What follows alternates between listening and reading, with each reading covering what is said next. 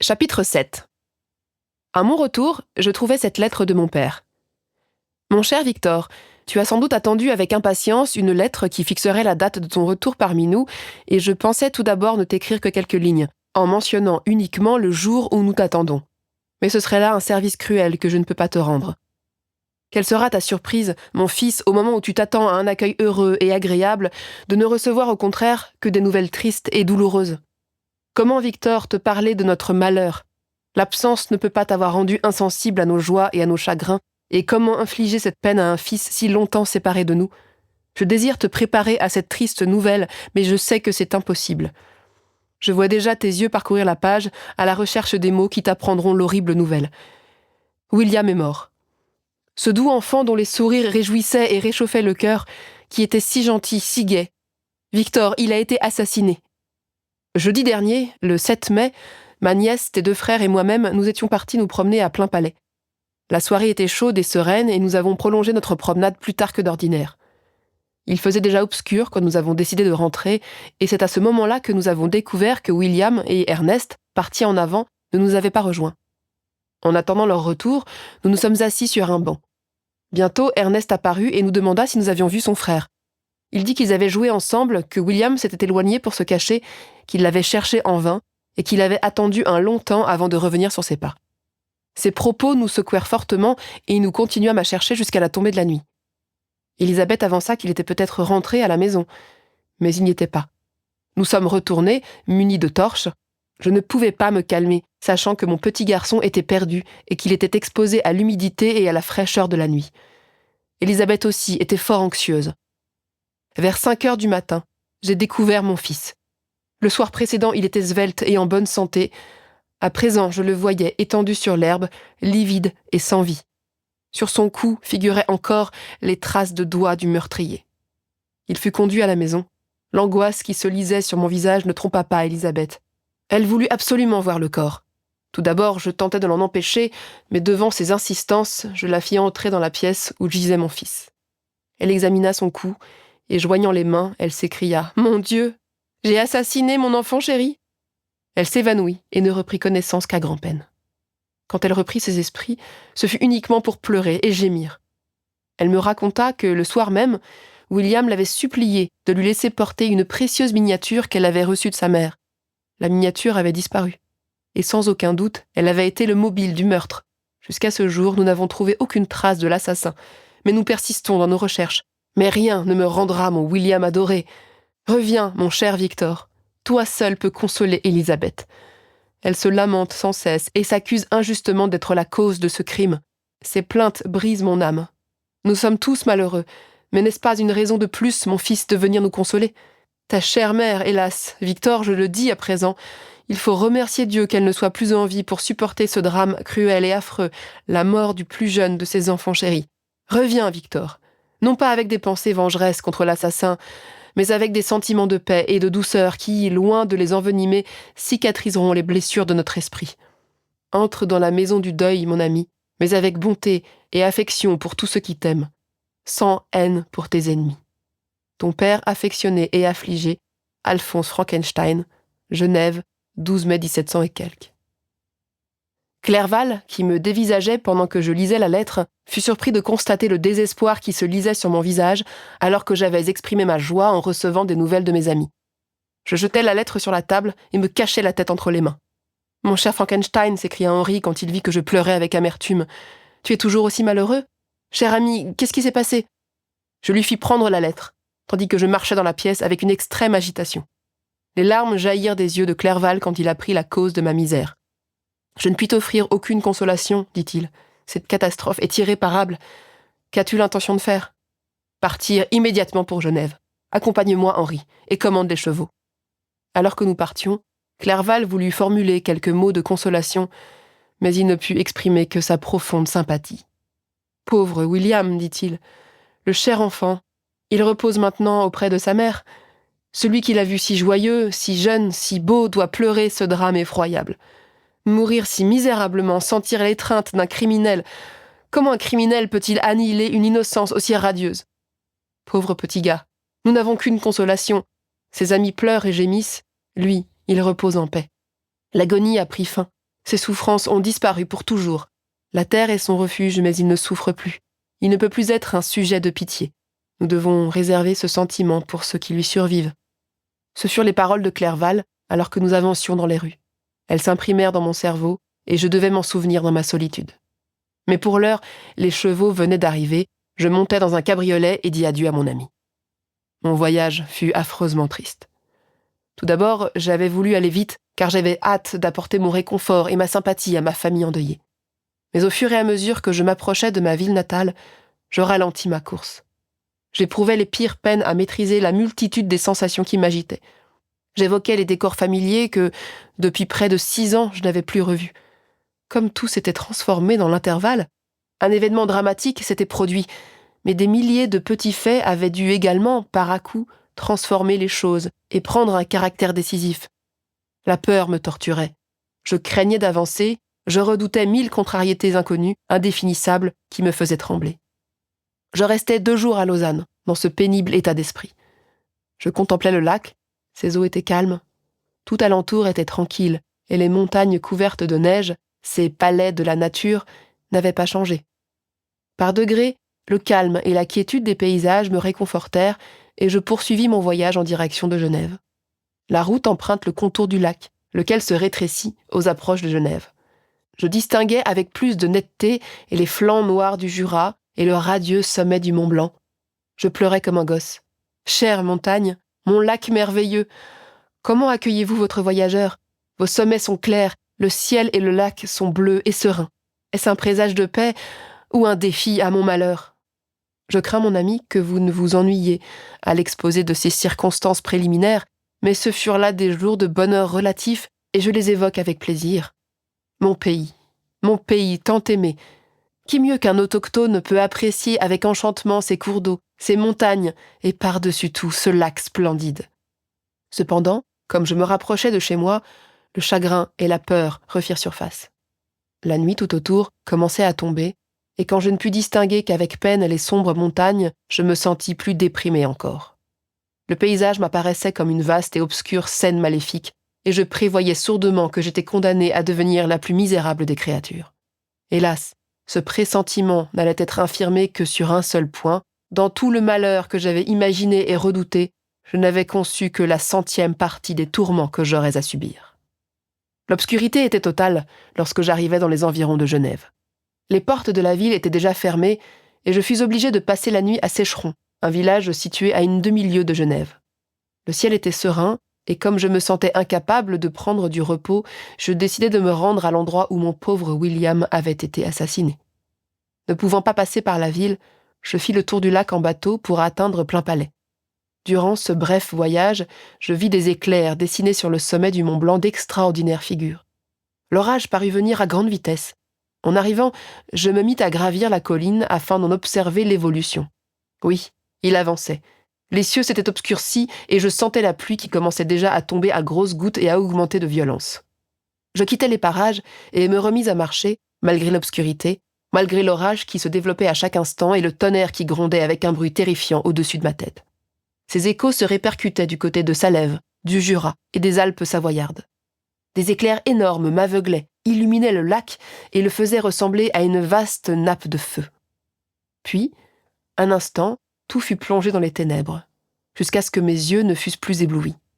L'orage, comme cela se produit souvent en Suisse, surgissait en même temps en divers points du ciel. Le secteur le plus violent était situé exactement au nord de la ville, au-dessus de la partie du lac qui s'étend entre le promontoire de Bellerive et le village de Coppet. Un autre orage projetait de faibles éclairs sur le Jura, alors qu'un troisième assombrissait et éclairait tour à tour le Maule, un mont pointu à l'est du lac. Tandis que j'observais la tempête, à la fois si belle et terrifiante, je progressais à grands pas. Cette guerre sublime qui se passait dans le ciel élevait mon âme. Je joignis les mains et m'exclamais « William, mon cher ange, voilà tes funérailles, voilà ton chant funèbre !» Et en prononçant ces paroles, j'aperçus au milieu de l'obscurité une silhouette qui se dérobait, tout près de moi, derrière un bouquet d'arbres. Je me figeai pour la repérer. Je ne pouvais pas être le jouet d'une méprise. Un éclair illumina l'apparition et me fit nettement distinguer ses contours. Sa stature gigantesque, la difformité de son aspect, trop hideux pour appartenir à l'humanité, m'apprirent sur le champ que c'était le misérable, l'épouvantable démon à qui j'avais donné la vie. Mais que faisait-il là? Pouvait-il être, je frémis à cette idée, l'assassin de mon frère? À peine cette pensée me traversa-t-elle l'esprit qu'elle s'imposa à moi. Mes dents claquaient et je dus m'appuyer contre un arbre pour ne pas fléchir. La silhouette me dépassa rapidement et disparut dans les ténèbres. Aucun être humain n'aurait pu détruire cet enfant. Il était le meurtrier, je ne pouvais plus en douter. Le seul fait que j'y avais pensé en constituait la preuve irréfutable. Je songeais à poursuivre le démon, mais ça aurait été en vain car déjà un nouvel éclair m'indiquait qu'il grimpait parmi les rochers sur le proche versant perpendiculaire du mont Salève, la montagne qui, au sud, borde Plainpalais. Et bientôt il en atteignit le sommet et disparut. Je restais immobile. Le tonnerre ne grondait plus, mais il pleuvait toujours, et le paysage était enveloppé de ténèbres impénétrables. Les événements que j'avais tant cherché à oublier me revenaient à l'esprit. Tout le processus de la création, l'apparition du monstre, la main tendue auprès de mon lit, sa disparition. 2 années s'étaient maintenant écoulées depuis cette nuit où il avait reçu la vie. Était-ce son premier crime? J'avais lâché dans le monde une créature dépravée qui se délectait dans le carnage et le mal. N'était-ce donc pas lui qui avait assassiné mon frère? On ne peut pas concevoir l'angoisse que j'éprouvais durant le reste de cette nuit. Je la passais dehors, dans le froid et la pluie, quoique je fusse insensible aux caprices du temps, tant mes esprits étaient assaillis par des scènes d'épouvante et de désespoir. La créature que j'avais déchaînée, à qui j'avais donné le pouvoir de commettre les actes les plus horribles, n'avait-elle pas tué mon frère? Je la considérais comme mon propre vampire, comme mon propre fantôme surgi de la tombe pour aller tuer tous ceux qui m'étaient chers. Au lever du jour, je dirigeais mes pas vers la ville. Les portes étaient ouvertes et je me hâtais vers la maison de mon père. Ma première pensée fut de lui révéler ce que je savais de l'assassin et de le faire poursuivre immédiatement. Mais j'hésitais quand je réfléchis à l'histoire que je devais lui raconter. Un être que j'avais élaboré moi-même, à qui j'avais insufflé la vie et que j'avais rencontré en pleine nuit entre les précipices d'une montagne inaccessible. Et je me souvins aussi de la fièvre qui s'était emparée de moi au moment d'accomplir cette création. Un récit aussi peu vraisemblable serait mis au compte du délire. Si quelqu'un m'avait rapporté une telle aventure, je l'aurais pris pour un fou. Au surplus, la nature étrange du monstre rendrait vaine toute poursuite, même si j'avais assez de crédit pour persuader les miens d'entreprendre des recherches. À quoi servirait-elle d'ailleurs? Qui pouvait être à même de s'emparer d'une créature qui avait pu gravir les flancs escarpés du mont Salève? Après avoir réfléchi, je décidai de me taire. Il était près de 5 heures du matin quand je pénétrai dans la maison de mon père. Je dis aux domestiques de ne pas déranger ma famille et je gagnai la bibliothèque pour attendre l'heure habituelle du lever.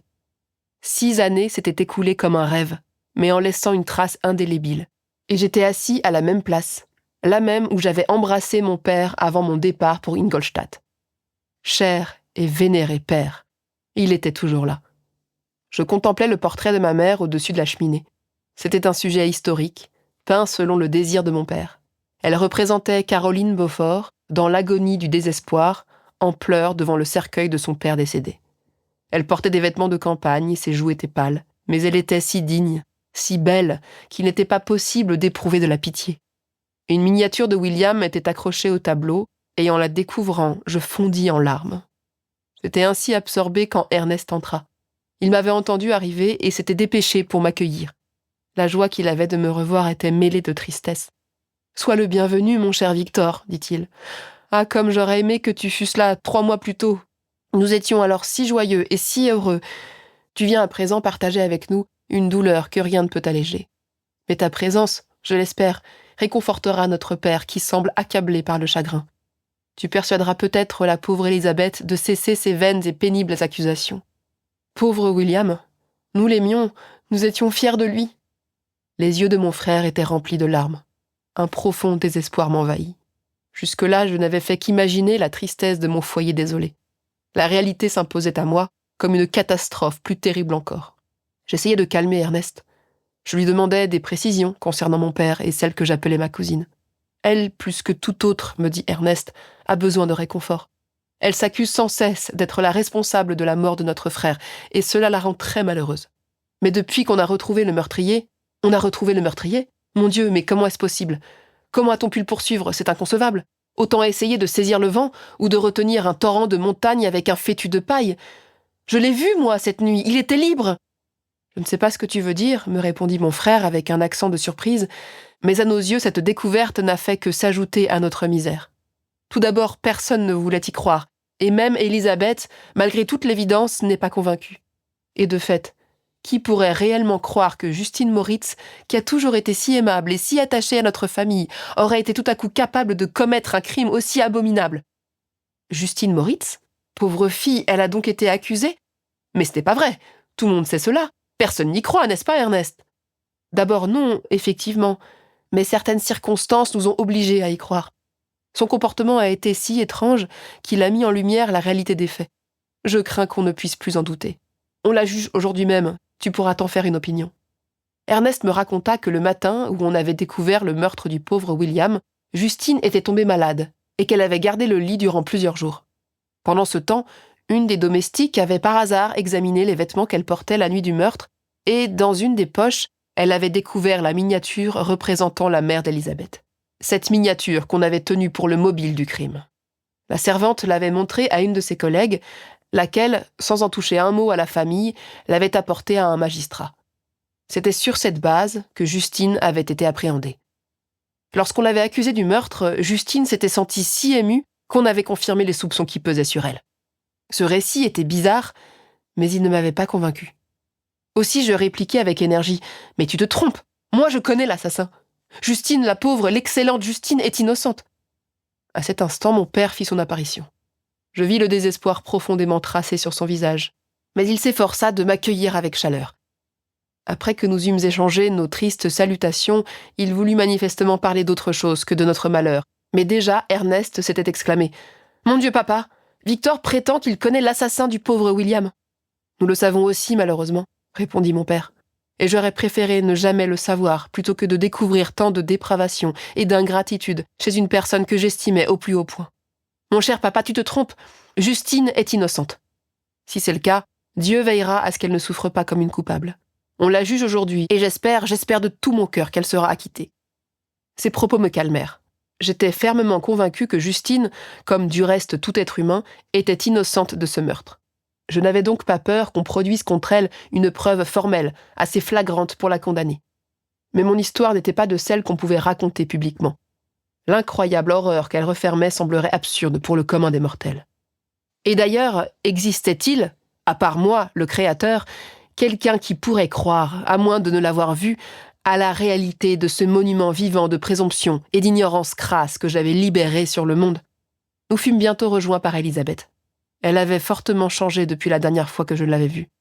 Elle avait plus de charme encore qu'à l'époque de son enfance. Elle avait certes la même candeur, la même vivacité, mais son être reflétait à présent la sensibilité et l'intelligence.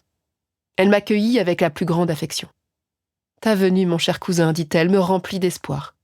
Tu trouveras peut-être le moyen de prouver l'innocence de la pauvre Justine. Hélas, qui serait encore en sécurité si elle devait être convaincue de crime? Je crois en son innocence comme en la mienne, aussi sûrement. Notre malheur est doublement affreux. Non seulement nous avons perdu ce garçon que nous aimions tant, mais en outre, cette pauvre fille que je chéris de tout mon cœur va être sans doute la proie d'un destin encore plus terrible. Si elle est condamnée, jamais plus je ne connaîtrai de joie. Mais elle ne le sera pas. Je suis certaine qu'elle ne le sera pas, et je sais que je redeviendrai un jour heureuse, même après la mort du petit William. Élisabeth, Justine est innocente, dis-je. Et je suis à même de le prouver. Ne crains rien. Essaye de reprendre tes esprits et sois sûr qu'elle sera acquittée. Comme tu es bon et généreux. Tout le monde croit en sa culpabilité et cela me peine extrêmement. Moi, je crois que non, alors même que je suis désespérée de voir chacun se dresser contre elle. » Élisabeth se mit à pleurer. « Très chère nièce, dit mon père, sèche tes larmes. Si Justine est, comme tu le penses, innocente, fais confiance à la justice de nos lois et aux soins que je déploierai pour prévenir la plus petite ombre de partialité.